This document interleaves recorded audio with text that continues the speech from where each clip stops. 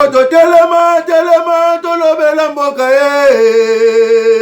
Wole tosuwa kabimisa na poasa.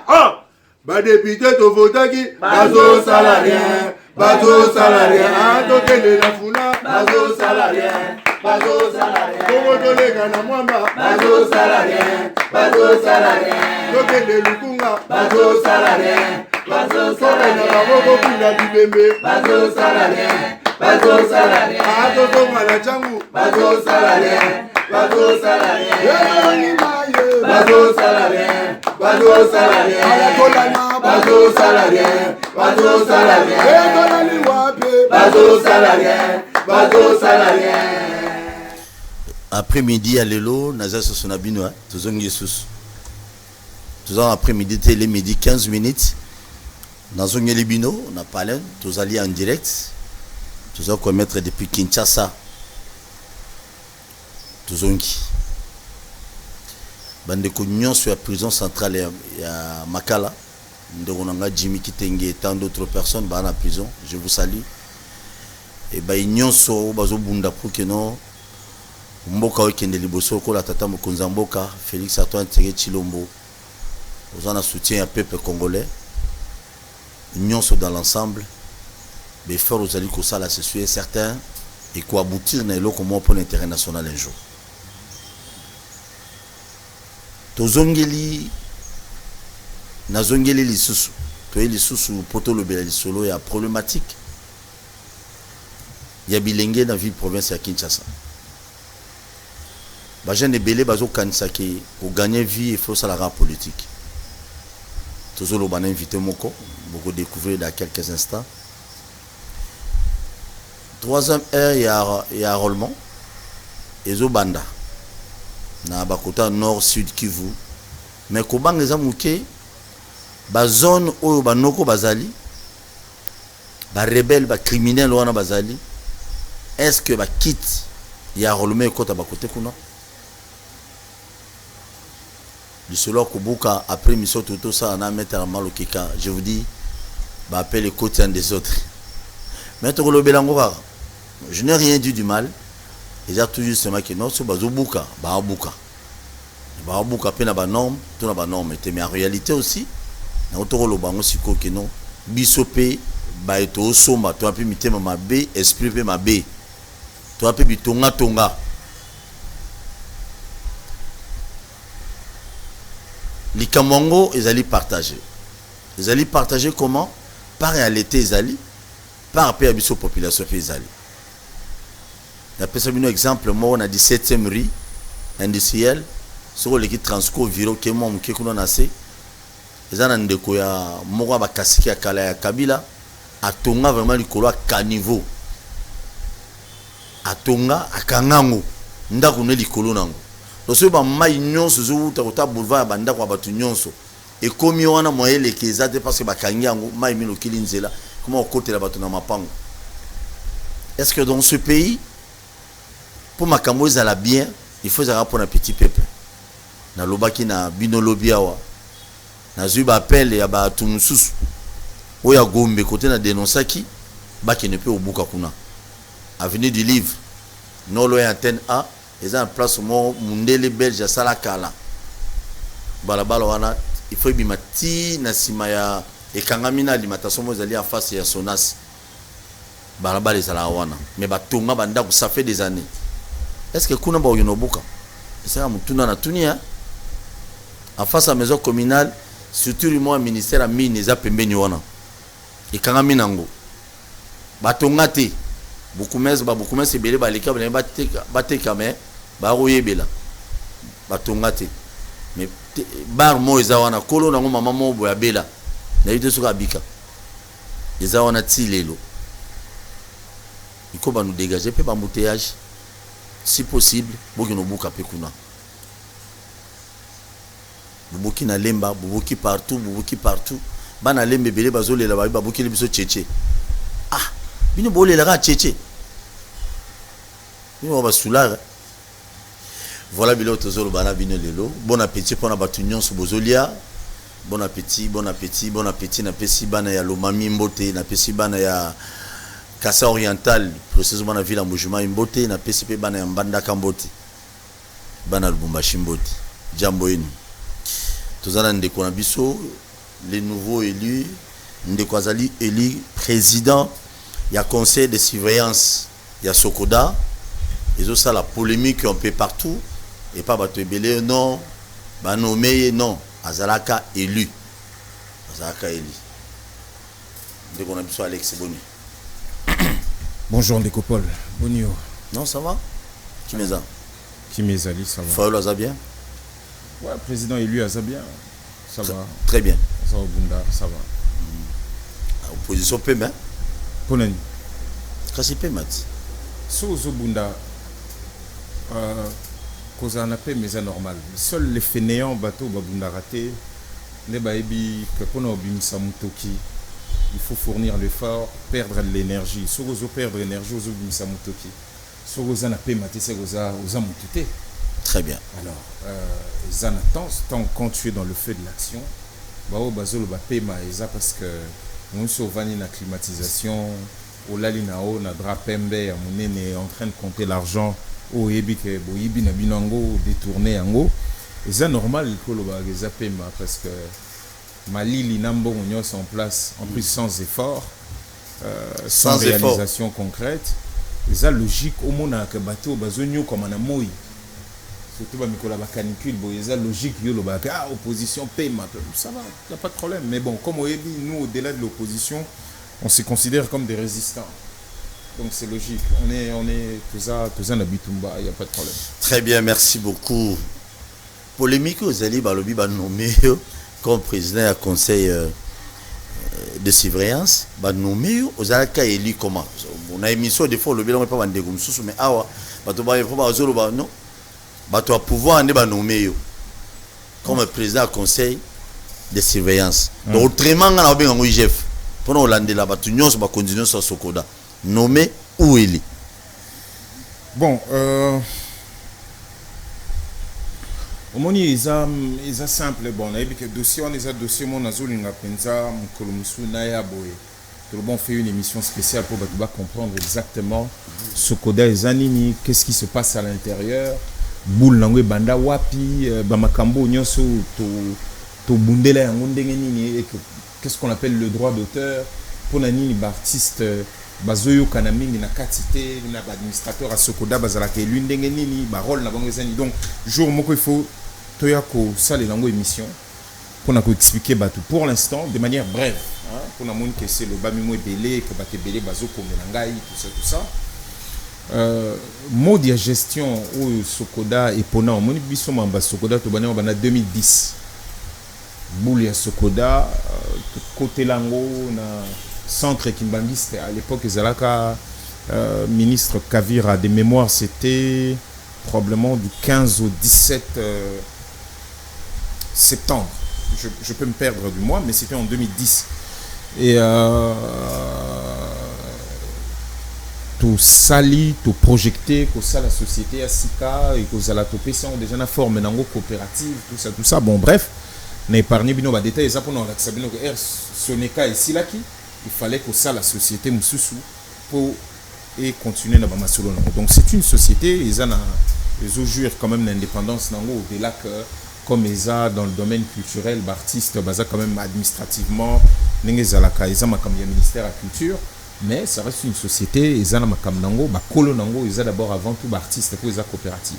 Dans le mode de gestion nango, ils ont dit que il faut et dans le modèle où ils s'aliment, ils ont dit que il faut conseil, assemblée générale ordinaire.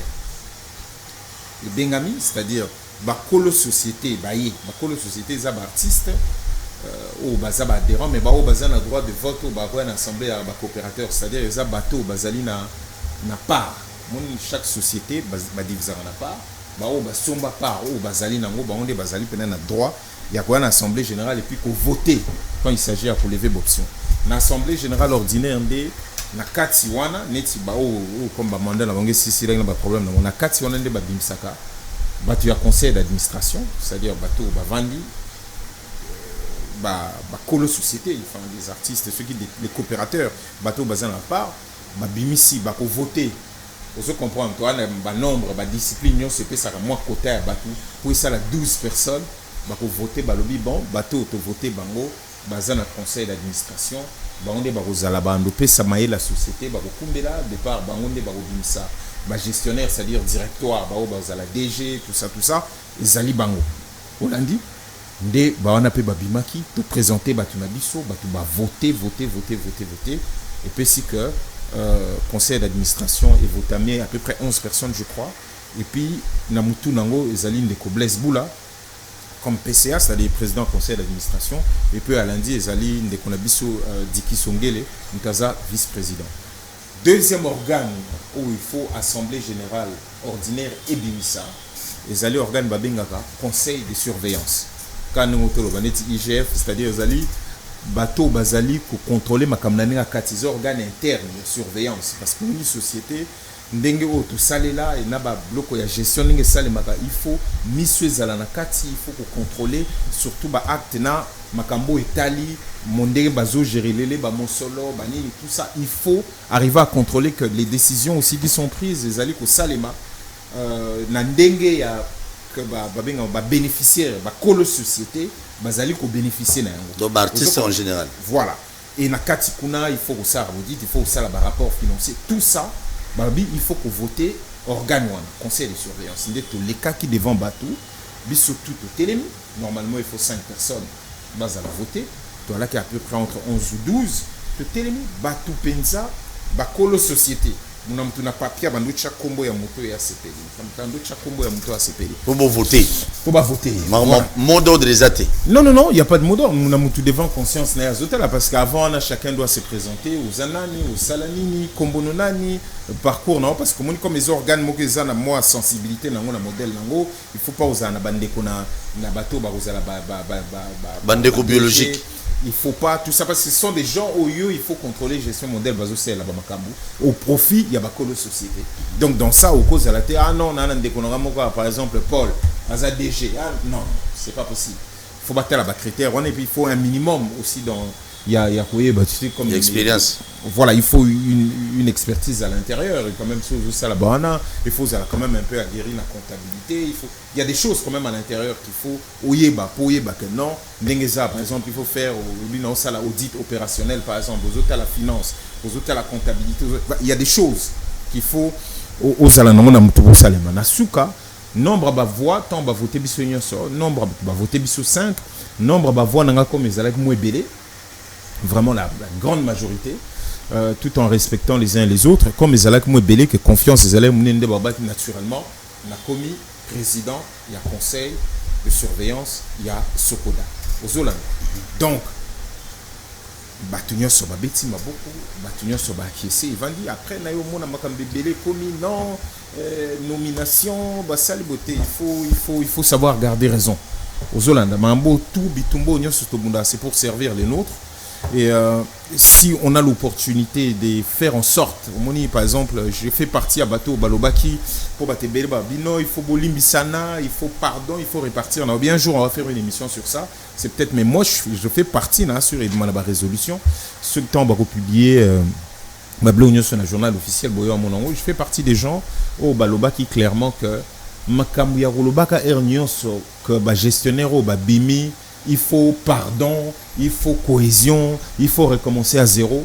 Ces choses-là ont tué les pays. Sinon, il n'y aura jamais de jurisprudence. Comment avec une telle mégestion à Sokoda, avec Nalobi, je ne veux pas m'apaisantir dessus, mais c'est que l'on reproche est suffisamment grave parce que le dossier est au niveau de la justice. Vous comprendre, abus des biens sociaux et tout le reste.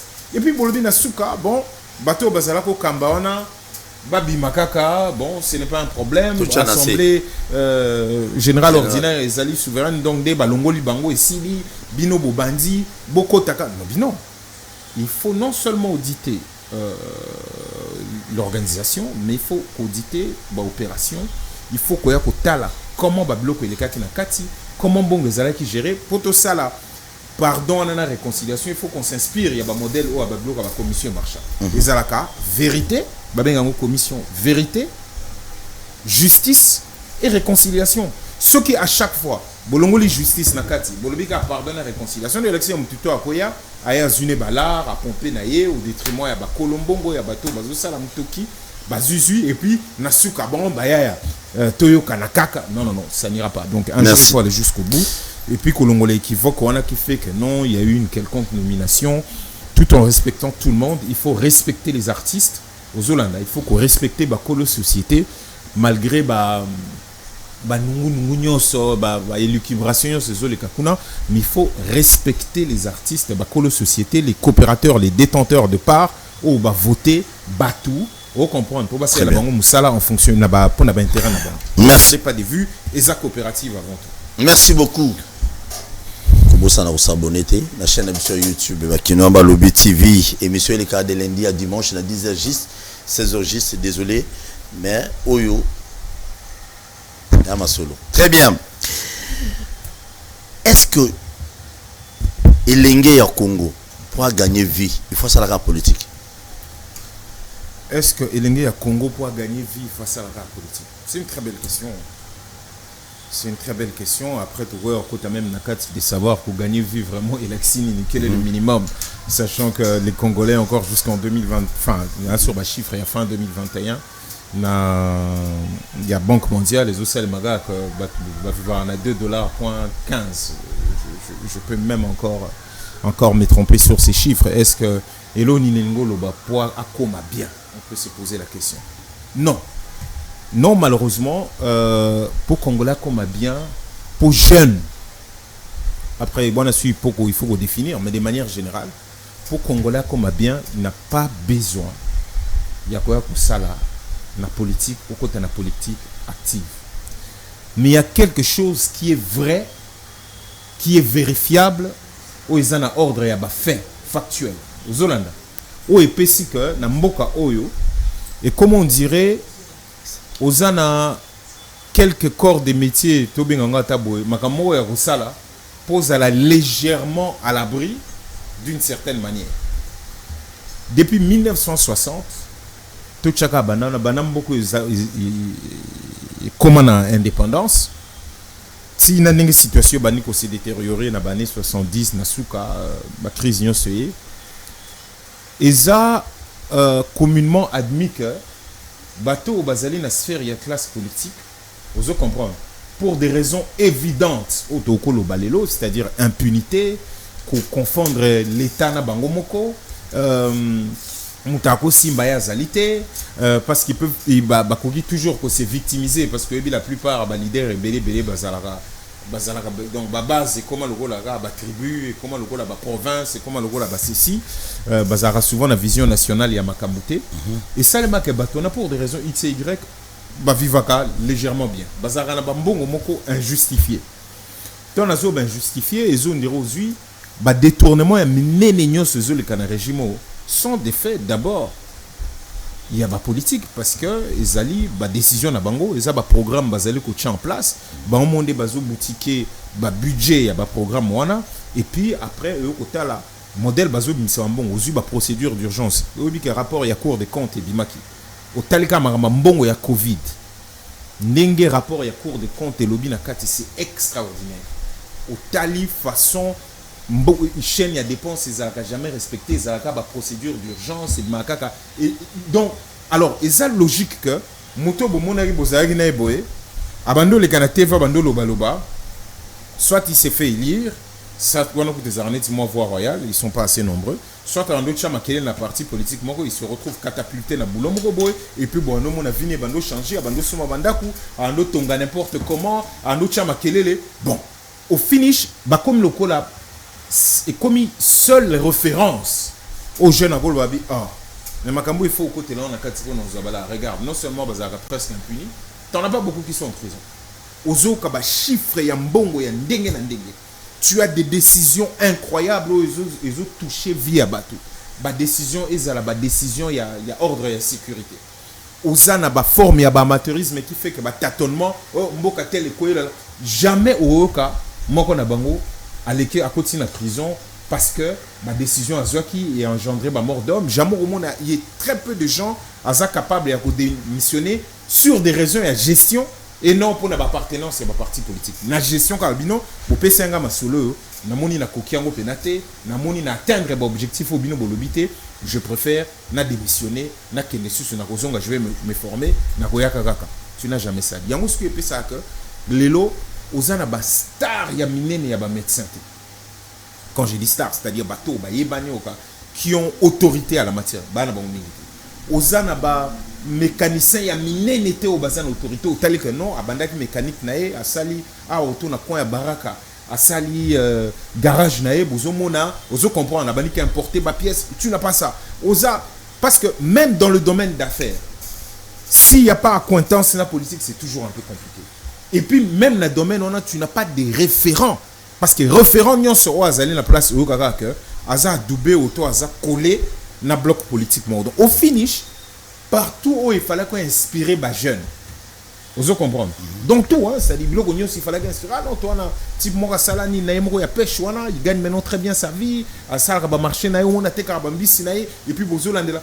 Non, mais tout le monde a une richesse spontanée, on a à longue de ah, bon, on a comme Balamoro, on a ka, par Banda Kousou, Talibien, ah non, à Zalaki Boye, personnel politique, à côté d'un ministère, à Zalaki Boye, et au finish, c'est commis référence. C'est cette médiocre, c'est-à-dire que quand on a remplacé les médiocres par des incompétents, Nasuka, ils ont le même cheminement et Nasuka même influencé la candidature. Non, tu as vu ça, mon ami, la candidature au Nyon Sobozo, il y a députation provinciale ou bien nationale. Les a calculé à 21 000 $. Je préfère me tirer une balle dans le pied. Les a calculé à 21 000 $. Et puis, bah, et qu'on mata nango kaka. Et mata pourquoi? Parce que chantage et qu'on zalaka kaka. Vous comprenez? Chantage et qu'on zalaka.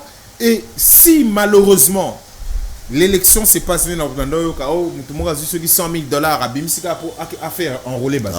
Enrôlement à la base des offres. Ah, il y a plus de 120 000 $, 150 000 $ pour faire enrôler bateau. Quel est le but ultime? Qu'on fait enrôler bateau, tu es accompagné qui est né. Non, il y a un transport, c'est 120 000 $. Pour y aller, accompagner, c'est de ça que je suis en train de dire. C'est-à-dire que au moni na baana nyoso, baleko nyoso bazokola. Comme toi, on a biso passer de 0 à 10 millions de $ sans que personne ne trouve suspect l'origine de l'argent, sans que aux Hollandais, au son bateau, l'ingézara na on a beaucoup na biso zara bongo.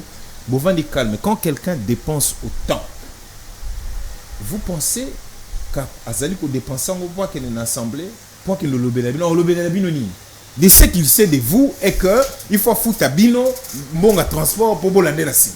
Ça c'est ce qu'il sait de vous. Vous comprenez? Donc il ne connaît pas de vous que boyez vous posez dans le discours tonton. Oui. Bon yo ndenge zala oye au lobby bon peut-être une petite cao. Nandé tout ça va coûter à peu près 100 000 $. Mais na 100 000 $ là. Nous, on peut aller, on peut se débrouiller dans le transport en abyssal, mais avec ces 100 000, on peut faire beaucoup de choses ensemble. On peut élaborer un certain nombre de projets. Il y a des jeunes ici qui ont des projets où tu peux mettre l'argent et tu crées des petites au salle moi et puis mais non, il y a pourquoi? Parce que personne n'a posé les débats. Personne ne lui a dit que avec l'argent que tu vas mettre pour aller peut-être qu'on peut faire des vraies choses et puis on a sans problème, sans te payer, sans qu'on foute à bissot. Il n'y a pas ça. Donc, sur laquelle assemblée, il sait que Botika n'a jamais posé un problème au CP. Mais tu es en train de faire ça dans la logique. Donc, faites attention. Et Béléwana, parce que 21 000 $ est équitaté. C'est-à-dire que si nous rentrons encore à l'Assemblée nationale, ce côté l'Assemblée nationale, et puis ça Baloba, on a mis 100 000, on a mis 200 000, campagne n'a coûté 400 000 $. Yozo le bateau, on a assemblé. Yozo moi comment je peux faire pour vivre? Là. Quand vous posez la question, pourquoi bon, Yom de 400 000, oui, il a raison, de 400 000. Et lui, il va dire non, en fait, au monde, ça n'a jamais été des raisons. Parce que tout le monde a pu député Moussou Bazala et lui, n'a pas sans toutefois, oui. À ça, la dépense, c'est sur un déni. Oui, ça arrive, mais pour ils vont devoir mettre. Donc, c'est toute une éducation. Parce que Moutousogi a sa pression. Moni Bator repose à la partager. On a maintenu la population dans cette pauvreté maintenant bango on nous a tous maintenus dans cette pauvreté nanko pour des raisons évidentes, tout simplement pour nous exploiter na ba on a quand des arta biso na nduleti. Vous comprenez? Même Nandoule, c'est la même chose. C'est-à-dire qu'on maintient les gens, on maintient les artistes dans cette situation de pauvreté et qui fait que il faut pas comme un mendiant, il faut et à chaque fois qu'un artiste veut lever sa voix, auto veut dire que je n'accepte plus cela automatiquement. Yé abetaka musique, yé azolaxanini, yé bazo kansanini. Les artistes sont des sous-hommes qui sont là pour faire danser ou faire jojo ou pour distraire les gens dans leur tête. Oui, il y a peut-être cette partie. Maintenant ngonga oyo. Oh bandeko bazuku febele oyo zo détourner mbongo ezala ya banzela ezala ya banjan ezala ya kosala courant na mai ezala ya nini ozo voix de manière insolente et puis lobite yo kendo betaka musique po yo koko nanga auto yo muto tangisanga auto machin et on il y a des gens réellement qui méritent d'avoir le gifle quoi. Il faut apprendre à se faire respecter, c'est-à-dire que les lots par rapport à ta question ngolobaki est-ce que pour jeune azwa il faut dans la politique. Et ça parce que la politique est paupérisée, c'est-à-dire qu'il y a asphyxié le secteur nyonso. C'est-à-dire rolo yé fallait qu'à ça en tant que politique. Rolo est pour servir. Au monde n'est pas par le baki. C'est le petit doigt là. C'est lui qui sert c'est fait petit. Pouvoir et ngolo ba service. Au monde c'est-à-dire qu'il y a un pouvoir, aux politiques, aux pouvoir. Et ça pour servir. Mais ceux qui ont moro déjà donc pour se commis boyer aux wakal sous moïté tu t'es totalement déconnecté yomoko zo babanda ko bavenu mobimba yomoko toute ta famille dans des jets privés nasuka le pouvoir n'est plus le service, le pouvoir est à ton service, les intérêts le moyen de pouvoir c'est comme un service nayo et puis nasuka qu'est-ce que les jeunes vont dire, mais il faut impérativement accéder à cela. Si la politique donnée à Bandangopé ça bagage, il y a ba valeur, il fait ça normal que Mouto a Ibi, ba kangier, procès public, bomoni que Mouto ya Mouneno a Iba Kimbongo ba détournaka, parce que c'est que les gens n'intègrent pas. Tant Mouto a Ibi Mbongo Nzela, vous comprenez? Mouto a Ibi na pesioka par exemple, Togo na biso awa bon, na ngande par exemple toza par exemple na lingua la awa auto, enfin ozui Kalembelembe ozo kene sugiti kabamba auto zozwa kabamba ozo kene ti barumbu auto kabinda ainsi de suite et que Moutaïbi là yo mais ti panaza maman na yanke ya ibila ba msusu ba betele ma parce que ibi après il faut payer des gens les pseudo influenceurs pour na le kanaba na ba réseaux sociaux ko yana ba télévision pour défendre l'indéfendable. Tant à ibi il faut comprendre l'impact qu'il vient d'avoir dans ta vie. N'a pas cet exemple, tu as vu à Kalembelembe. Je te fais des choses simples pour que tu comprennes. Ah non, il y a un mot à Ibilar, il fallait pas tonga. Nzela Kalembelembe. Nzela Kalembelembe, c'est un hôpital, il y a référence sur la Ponabana. Vous comprenez? Yo zo vanda no, tu fais cet exemple, zo vanda a wana baraka na village. Vous il faut accéder à Kalembelembe. Moi, na zobe la makasi na butu. Mabulu, maï, tout ça, m'denge aga courant, singo et kitake katana kite. Pour Yaboé, impossible d'accéder. Vous comprenez? Nasuka bo signé bo koti banzela nyosa kati ba aketi banini le temps beaucoup moi na kufi. Alors que si on disait zalaki na okaka tout droit, pe zalaki ya ko salema, il y aurait eu possibilité, vous comprenez, d'atteindre cet endroit rapidement. Impact sur ce côté na vie na. Moi na kufi pas forcément parce que sa maladie na modèle mais parce qu'a commis rapidement. A commis rapidement na l'hôpital. Donc si pour Aibila Rwanda vient de priver ton enfant de la vie. Vient de te priver à progéniture là. Après ça, aux yeux, banzelo me ma bloc à rouler belé. Qu'on est bien que Winzemo pas Kalembele Bezana. Donc ce qui est Koufi et que ba camion est su quoi accéder. Auto ba camion est bimate banzelo et me ma bloc et belé. Tant que Koufi. Ou yeba que eu répercussion. Damage fait mata. Parce que entre ba kolala na banzela ba voiture ko bukana. Ba bloc wana nyonso ba pièce de rechange à kosomba tous. Nyonso wana ozo tchana kati. Il faut que quelqu'un puisse récupérer. Alors, récupérer, on a couille à transport, il y a des blocs. Oh, on a passé au foutier transport et bien, soit comme une Zambé. Il n'y a pas de petit bloc. Mais là, monsieur Zarano, périssable rapidement. Et baby déjà avec comme on a place. Il y a aussi une Nanzala. Donc, bateau va comprendre rater et puis après, ils vont aller grossir les églises. Vous comprendre en demandant à Dieu des miracles. Alors que miracle, il faut ça les mater parce que le fait de gestion, il n'y a pas de miracle. Nzamba, ça établit ça. Après ça, et puis les lois sont là. Ceux qui au salima comme et salimité, ceux qui l'unité, tu ne manges pas, c'est logique. Donc, tout ce qui vient là n'a rien de spirituel. C'est physique. Yo, qu'une église, même type à Ibila, on a une église, bah, tiens, qui tient le boss. Allez, il y a Azuna, 0,0 excellence honorable, alors que c'est un médiocre. Qu'il faut vraiment tout faire pour éviter d'appeler excellence dans machin.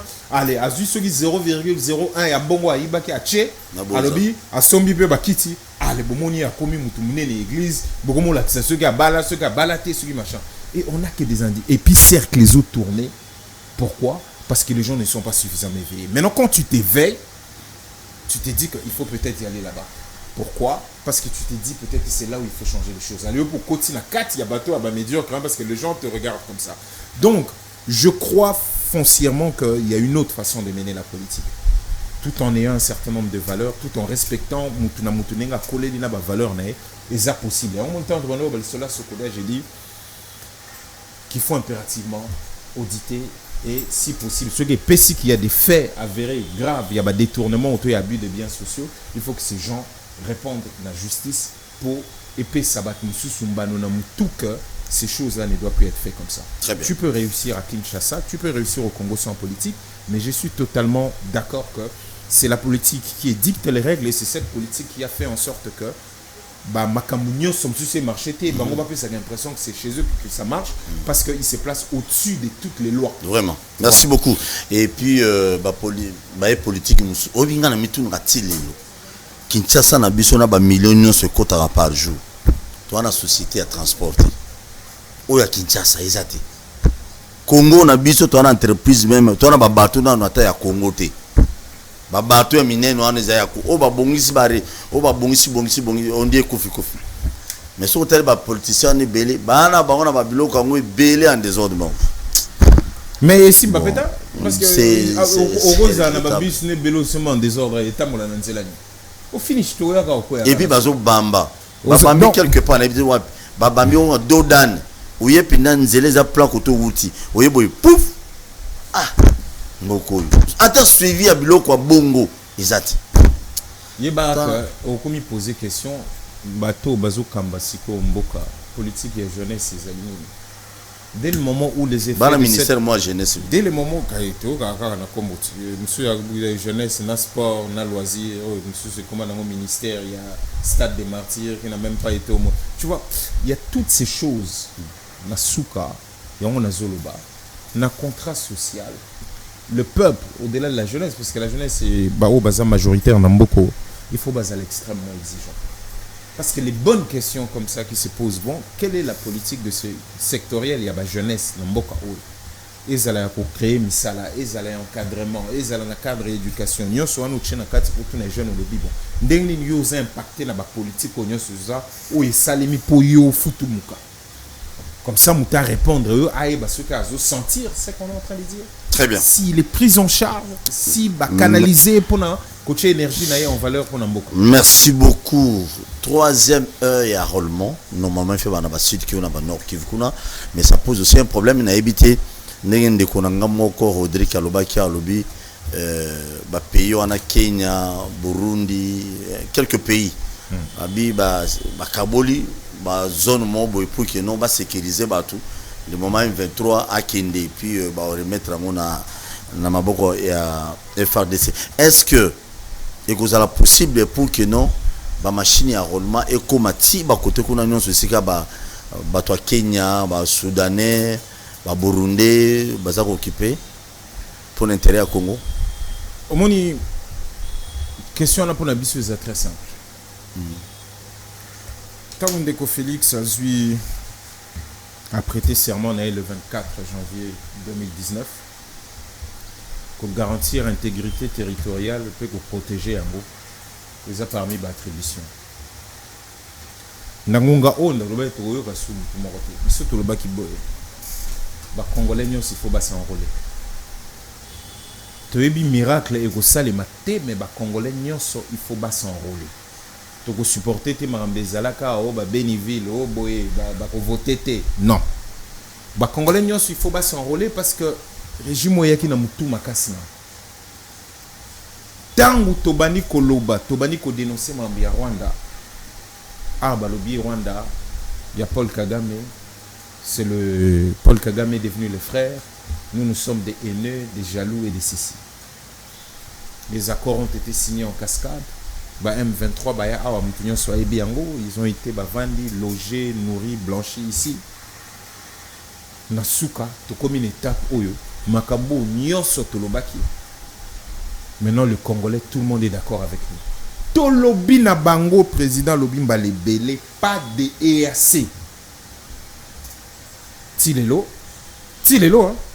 Malgré remords bazanango, ils sont obligés de faire un tout petit peu moi genre pour na baraka te omoni EAC photos à la carte nakati pour payer wana tout ça to ebisi bango EAC za place à bandoki les place ya bateau bazoluka Congo et Panzana place à bandoki mais oui mais so bazoluka ko fa au Panzana expression ni za simple à bato baliara bato ya bandoki so bazoluka balia mboka na bino et que bazomona ke bino bozoko kana bino te on vous ba la bino bisala sala c'est de la sorcellerie aussi faut tala mamnenge zali tolobi makamio so bango baboli bamemi biso butu tant tolobi butu lingo lo baka même parlement ngo ya mayu tozara nango même eux-mêmes elekela bango ka boneti dada ba tokotina kata EAC lelo EAC zo la biso bisala sala yo zo lo bolobi bazoka bolamboka ngaso nazo tanga awa ne bamiyo kelanaki déjà balobi Burundi auza armée na bango ndenge yokotela yokota na saki ekoti na kilo lirwe ekoti na Kichanga oyebi wana nyonso Kenya Sud-Sudan na Kenya bakesuki Rumangabo Kenya mususu yesuki na Kibumba Tongo Buiza Kishishe Uganda na Bunagana Kiwanja na suki Mabega. Ça c'est ce que nous sommes en train de lire. Voilà, les accords ya EAC. C'est ce qui est passé, c'est ce qui est dit et l'opération en 6 mois Tolanda qui bango la télévision babé coûté Congo plus de 100 millions de dollars. Et dans tout ça là, et logo il faut tomber tout na keza biso bato. Alex, ozomema biso mbamba s'il vous plaît. Il faut me boga mbamba, c'est des informations que vous avez. Moi je suis pas là pour vous expliquer. Bato belé ba Holanda biso ba comprendre. Donc EAC République démocratique du Congo a plus ou moins dans 6 mois c'est 100 millions. C'est le chiffre que Mbappé fait à la conférence de presse na bango babi de 100 millions de dollars au RDC. Il faut appeler ça na basoda et EAC. Très bien. C'est ce qu'ils ont répondu bango moko. Donc situation là ils ont soit biso d'autant plus que biso bato moni biso bato to tamboli to beta maki déjà dès le départ. Pour biso to bana makambu ya ko soutenir ba FARDC. To sengi ba pesa ba FARDC makoki. To sengi ba restructurer ba pesa makoki ba kenobunda. Ba beta biso ba panza ba partir ba kara lo ni bande na film. Pour que na suka ba soda mususu o ekomi to externaliser sécurité alors que Ndeko Félix na programme na ye. O a présenté en 2018 pour na élection. Alors ba clairement makambi ya ko externaliser sécurité ko pesa ngo ba soit les domaines ya souveraineté plus jamais. Mais t'as la lelo. Combien d'armées étrangères na mboka na biso? Et puis bazo kabolepi omoni na nyonso wana au départ to kanseka ba nyonso ba sangana ba FARDC et puis bako bunda po bata SADC ba salaka bongo ozolanda batindi batu mais to yebi ke na ba FARDC bozo ba mboka na bino eza ba administration publique ezoya avec force na ba wana nyonso ka na ba zone pe o ezali na état de siège Olandi. Donc nyonso wana mutu epanzani ya koyeba que basoda na biso avec tout ce qu'il y a tozoye basute qu'est-ce que notre armée est en train de faire toyebi sute est-ce que armée kobunda susu ote kobunda te bango nyonso baye bakaboli modèle bakaboli quand nous parlions de l'histoire de la balkanisation dès le départ tant tozoye bisa batu batu bazala kondima te lelo EAC wana tanga zolo baka nde balobaki na réunion Bujumbura yotako leka que non accord ya Luanda nenge loba processus ya Luanda il faut cesser le feu EAC il faut se retirer et longwa na bazono ya conquérir Olandi et loko batunyo so bazolo bateza la EAC za la batuna biso ezali bazo kende wapi tant bozolo bi bolongwa boye bisaka ba congolais bolobi nde to yebisi bango balongwa Olandi ba okene bakati frontière bazongi na Rwanda bazongi soki na Uganda Olandi bon sikoyo bezakaka cesser le feu ba zone bo conquérir bolongwe mais zone nini o ezali ya Congo te o bango il faut batikala place nini bakotikala est-ce que bakomi bango pe bakomi considérer neti une forme d'armée et que on donc tout ça là mon frère ils en a bozo ba moko na kati bon lelo siko poser question lobby bon boko sala ndenge nini ba sala ndeni pour l'enrôlement nous l'avons dit. Nous avons dit à plusieurs reprises au-delà de la réunion na bango bazo sala sala. Ici dans les cas d'émission balibélé trouvons un consensus. Parlons de tout. Sauf rien. Dans le bac on balibéla. Que to kutana poto lever option to kutana poto sangisa maloba po unité à Congo ezala parce que même dans makamba processus électoral to kopé ça peut message na mokili que to va notre biso to moni bon situation ezabwe situation sécuritaire au to sala ndeni bonangonga oyo. Bakiti wane ukota ndeni na bazone wana nyonso toko sala ndeni na bato nyonso ba déplacer nyonso bakimi bitumbo bango bazobengana na kati ya mboka na bango moko pour qu'ils prennent ma carte ils allaient à pour bango nyonso presque tout mutazaso ata na carte électeur ya kalazate on peut supposer que entre ko bomama ko betama ko kundama vivant toko supposer que bato wana nyonso bakoza na ba carte et ko le kandenge ni qu'est-ce qui nous dit pas que ndenge ba comment osala bazumboka ba dépeupler on ba bengani ba autochtone ba tumususu baye on comprend ba koti na ba place ba tuana pour garantir ndeni que za ba congolais de bino bopesi ba carte tout ça ce sont des problèmes mais en ce qui nous concerne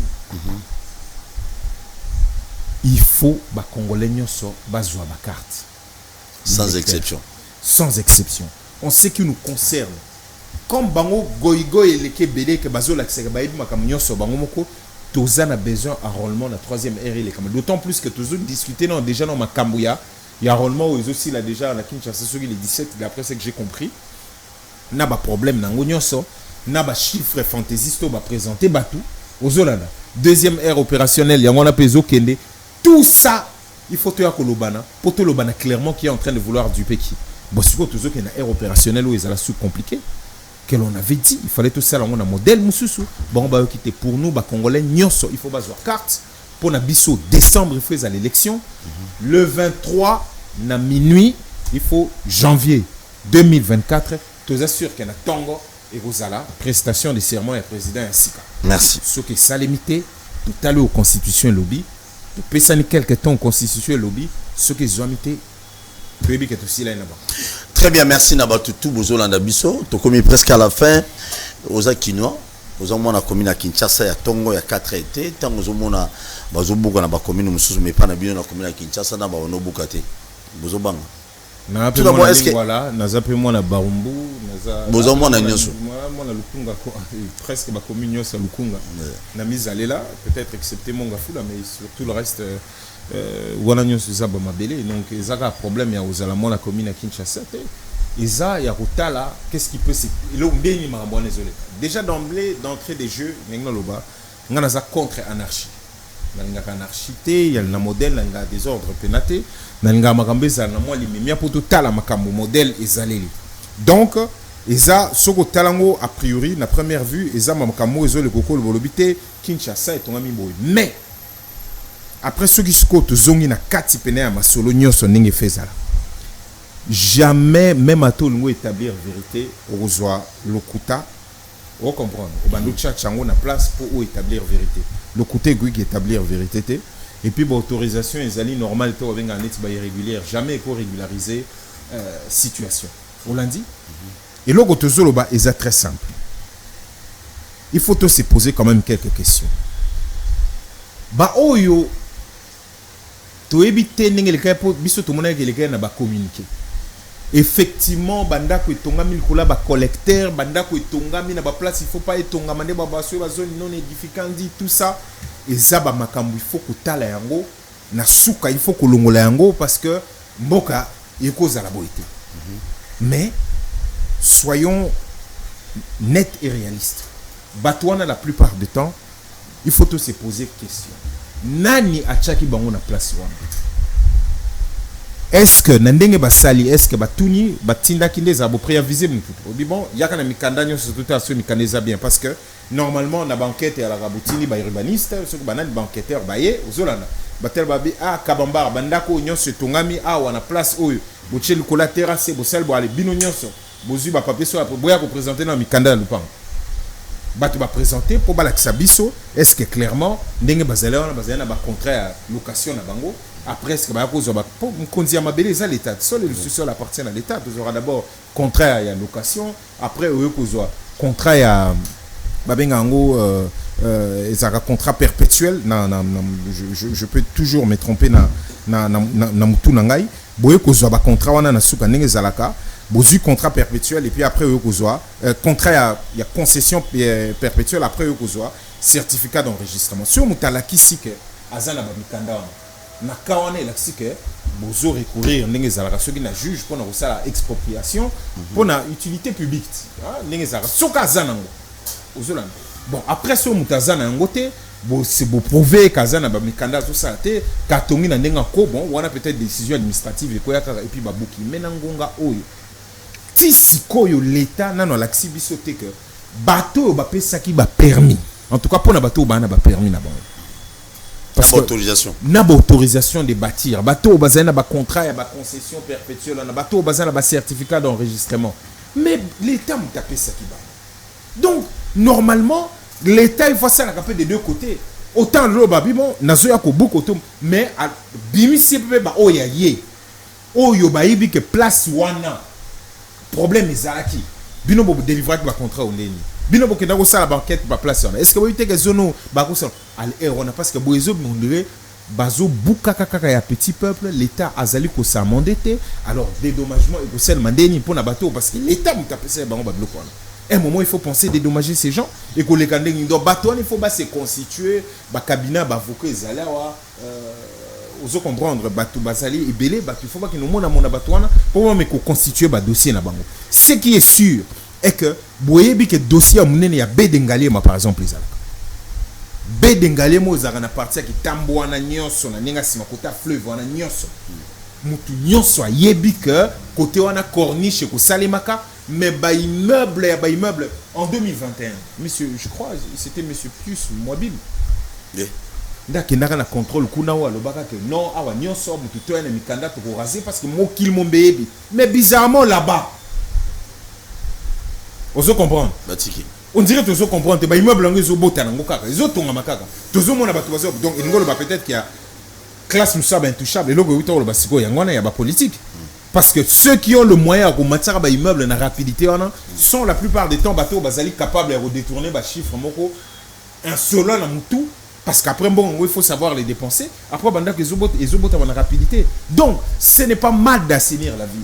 Ce n'est pas mal ya kolobake o etongami na likolo ya collecteur terrasse ya munene ezala wa bato bakufa ke bele na ba inondation ezama bete nangonga o tozaka interpeller pe ka bango bansele wana maluku ozune tsele kaka ndenge ezala ba kota pagode présidentielle en ndenge koma côté on a nyonso ozomona anarchie ezoki atana monga fula monga fula ozomona anarchie ere ya kokende ko sala makambo ko cha makambo nyonso na nzela bazobeta kara na suko ya komaka abando buka parce que il fallait que zalanzela toujours na retard et ça m'a bêté mais il faut arrêter de faire souffrir le petit peuple c'est vrai que maman bébé a aussi les bébés oui bien attendez maman ba gilette c'est comme parcelle ba kati gilette normalement na ba urbanisme na mboka neti na ba jubu rona en Afrique du Sud yo no kabola le pont de n'hypothèque la mukateza non parce que ba si ba cadastrango numéro nango zabu yo faut zonge pas l'état autour na l'état soko kokata parce que mboka pezo kufaka na ba bloka bo po ya kokata boye ya buki a ebelo ka buki na CT a ebelo ka sel boité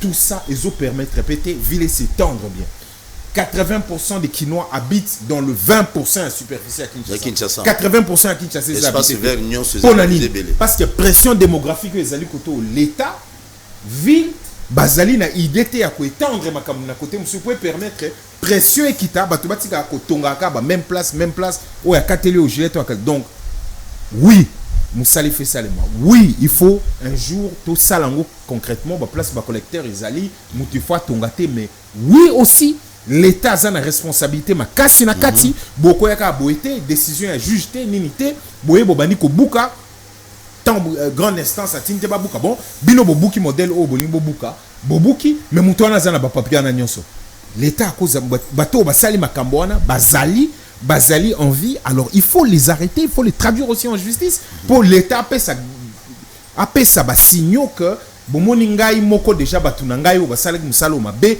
bango na kangi ba expliquer bino ba expliquer biso comment ils ont pris ça. Mais l'état koki ko se érigé bo été autorité administrative avec abando buka tous ces cas buka non, il y a moyen de faire. Très bien. Merci beaucoup na ba union sur Botali biso, nous sommes arrivés à la fin. Désolé, sur le petit appel, tu comptes dans ma programme social aux alliés après biso awa. Ma comme Belen de Gonabiso, Alex Alobi, des fois ça fait mal, on doit supporter. C'est ça la RDC. Et l'euro ma casse. Et l'euro ma casse, ils ont mis la marmamabé. Et toi on a besoin de l'euro ma casse, ils ont la rapport dans ma condité, et l'euro ma casse, ils ont appelé pour Nabiso, petit peuple, bateau. Ndeko Alex, je te dis encore merci. Merci les copains, merci beaucoup. Beaucoup de temps comme mais courage, sur les bélés. Courage, hein. On a opposition ils appellent Manaïbi, mais courage quand. Toujours bundagara. Résistance. C'est tout là qui m'gêne. Oui, bino bena mais régime ils a bien. Le régime paye bien. Tiki bino boata bobina balaba la police a dérangé bino té tout ça. Pauvre d'avant, wa kufi régime ni. Des fois wa kufa kuna nord qui régime ni. Des fois. On te demande biso batuna biso nyo so bakufi. Même les autres, vraiment, nous comprendre. Toujours comprendre. Quand on a le ban, nous comprendre. Il faut comprendre. Donc, élection, on venait bandiko. Élection. Élection bandé. Comme ça. Mamango yango bazoe bisabino. Ezalaga so ba détourner, ba yeba pesi mo ndam bando comme ça bango. Te ngala tunu mituna, on a comme sumute. Oh, papa. Na pesi. Yuzoloba, yubi, ozoloba mamba lacrymogène. Hein? Yuzo on a plus de 2000 véhicules et tin aéroport kaka pour mutu mo azu quitter en avion. Pona opanza bato yo mona iba image na mission noté ndeko. Merci beaucoup. Na pesi merci na mon Tombolo Félix Tshisekedi na PCP président Isidé Mbote. Bon, en tout cas président élu place aux alliés Mbote. On a la PCP Faoulou Mbote président Isidé. Merci, te redonne prochainement. Na Congo to telema tolobela mboka ye. Wele to suwa kabimi